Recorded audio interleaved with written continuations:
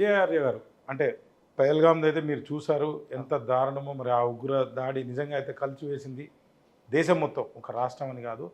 అంటే చాలా సంఘటనలు కూడా జరిగినాయి, కానీ దీనికి ఎక్కువగా జనాలు అయితే స్పందించడం జరిగింది. మరి అందులో మతతత్వానికి సంబంధించినటువంటి అంశాలు ఉండటం వలన, లేకపోతే ఆ జరిగినటువంటి సంఘటన చూస్తే అయితే ఒక విధంగా చాలా విచారకరం, బాధాకరం, కళ్ళు చెమర్చేటువంటి పరిస్థితి కూడా కనపడ్డది. మరి అంటే దీనికి సంబంధించి అంటే బీఆర్ఎస్ పార్టీ తరఫున మీరు అంటే ప్రభుత్వానికి, కేంద్ర ప్రభుత్వం లేదా యూనియన్ ప్రభుత్వం అంటాం, కేంద్రం అనే పదం రాజ్యాంగంలో లేదు, యూనియన్ ప్రభుత్వానికి అంటే మీ మద్దతు తెలియజేస్తున్నారా? అంటే పార్టీలకు అతీతంగా ఏం చెప్తారు విజయార్య గారు దీని గురించి? నిన్న మా నాయకులు మొట్టమొదలుగా సభ ప్రారంభం కాగానే ఈ మధ్య కాశ్మీర్లో మన దేశం యొక్క అమాయకులైనటువంటి 28 మంది బిడ్డలను టెర్రరిస్ట్ ముష్కరులు దారుణంగా బలితీస్తున్నారు. కాబట్టి మనం ఇంత పెద్ద సభ జరుపుకునే ఈ సందర్భంలో అందరికి కూడా ప్రార్థన గోల బంద్ చేసి ఒక్క నిమిషం కాశ్మీర్లో బలి అయిపోయినటువంటి ఆ సోదరుల కోసం మనం నివాళి అర్పించుదాం, మౌనం పాటించుదాం. ఎక్కడి వాళ్ళు అక్కడనే దయచేసి మౌనంగా ఉండాలని విజ్ఞప్తి.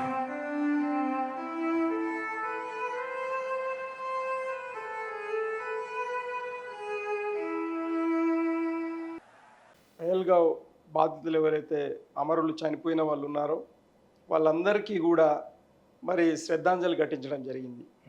తర్వాత మద్దతు ఖచ్చితంగా ఉంటుంది అని కూడా చెప్పడం జరిగింది. అయితే ఇందులో మనం నిజంగా కూడా మరి హృదయ విదారకమైనటువంటి సంఘటన అది.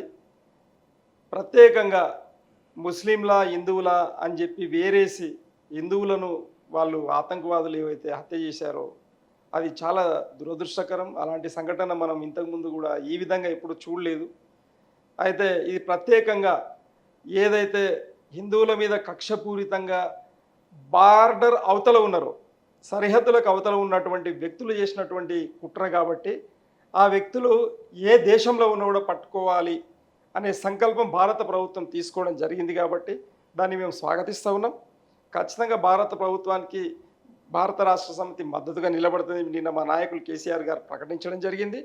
మేము కూడా ఒక భారత పౌరులుగా కులమతాలకు అతీతంగా జరిగిన సంఘటన మానవీయ దృక్కోణంలో పార్టీలకు అతీతంగా మరి కులమతాలకు అతీతంగా కూడా మానవీయ దృక్పథంలో మేము ఖచ్చితంగా మరి బాధితుల పక్షాన్ని నిలబడతాం. అట్లనే మరి ఎవరైతే చంపినరో ఆ టెర్రరిస్టులను పట్టుకునేంత వరకు ఇండియన్ ఆర్మీకి మద్దతును మేము ప్రకటిస్తూ ఉన్నాం. మరి వాళ్ళ కుటుంబాలను కూడా జాగ్రత్తగా చూసుకునే కోణంలో ఆర్మీకి కూడా మా పార్టీ తరపున ఏమేం కావాలనో మరి మా మద్దతు కూడా ఆర్మీకి ఉంటుంది పార్టీ తరపున. అలాగే రెండు విషయాలు ఏంటంటే మనం కూడా నిజాం పరిపాలనలో 400 సంవత్సరాలు ఉన్నాం. జమ్మూ కాశ్మీరు మొత్తము రాజేమో హిందూ అయితే ముస్లిమ్స్ ఎక్కువ జనాభా ఉన్నారు కాశ్మీర్లో, జమ్మూలో కాదు కాశ్మీర్లో. ఆ కాశ్మీర్ ప్రాంతాన్ని ఏది దురాక్రమణకు గురైంది 3 నెలల కాలంలో 1947 మరి ఆగస్టు 15 నుండి పట్టుకొని అక్టోబర్ వరకు 3 నెలల కాలంలో దురాక్రమణకు గురైంది. ఆ దురాక్రమణ జరిగినటువంటి ఏదైతే ఎల్ఓసి అవతల ఉన్నటువంటి ప్రాంతం ఏదైతే ఉందో దాన్ని క్యాప్చర్ చేయాల్సిన అవసరం ఉన్నది. ఎందుకనంటే మన శత్రు దేశాలు అన్ని కూడా క్యాంపులు మొత్తం ఆన్నే నిర్వహిస్తూ ఉన్నాయి కాబట్టి మన భూభాగంలో అక్కడేమో అక్కడ ఏం చెప్తారంటే అది ఇండియా భూభాగం అంటారు. మాకు సంబంధం లేదా, అది ఇండియాదే అంటారు. కానీ మన దగ్గరకు వచ్చే వరకు ఆ భూమి మాది అంటారు. అంతే డబుల్ గేమ్ ఆడుతూ ఉన్నది పాకిస్తాన్. కాబట్టి ఖచ్చితంగా ఆ భూభాగాన్ని మనం హస్తగతం చేసుకోవడానికి ఇండియన్ ఆర్మీకి అలాగే భారత ప్రభుత్వానికి మరి త్రివిధ దళాలకు భారత రాష్ట్రపతికి మనం మద్దతు నిలవాల్సిన అవసరం ఉన్నది. మరి ఖచ్చితంగా క్యాప్చర్ చేసుకుంటారు. మన సత్తా, భారతదేశ సత్తా ఏందనేది ఖచ్చితంగా ప్రపంచానికి చూపెట్టాల్సిన అవసరం ఉన్నది. కాబట్టి సందర్భం పోతే మళ్ళీ రాదు. కాబట్టి ఖచ్చితంగా ఈ విషయంలో పార్టీ తరపున మా నాయకులు నిన్న ప్రకటించారు. మేము కూడా కార్యకర్తలుగా మేము కూడా ప్రకటిస్తూ ఉన్నాం. రైట్ సార్, మంచి మాట చెప్పారు, ధన్యవాదాలు.